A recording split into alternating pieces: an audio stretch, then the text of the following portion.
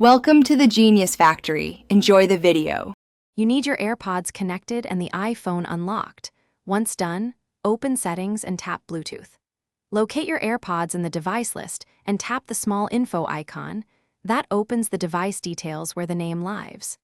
This step gets you straight to the editable field without extra navigation, so you can change names quickly and avoid confusing multiple similar devices.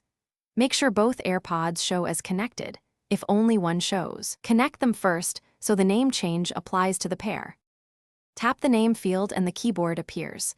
Delete or modify the existing text and type the new identifier. You can add emoji or punctuation for quick visual recognition, and there's no need to include model numbers unless you want them. Once you tap Done, the iPhone saves the change locally and pushes it to iCloud when the AirPods are connected and your Apple ID is active, so your other Apple devices see the updated name. Make sure the AirPods remain connected until the save completes. Once you tap Done, confirm the new name appears in Settings Bluetooth, in Control Center audio outputs, and in any apps that list audio devices.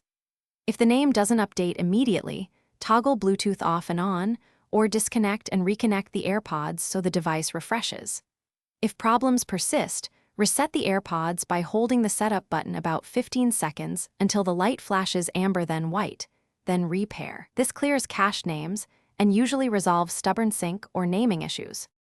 Thanks for watching. If you found this helpful, don't forget to like and subscribe.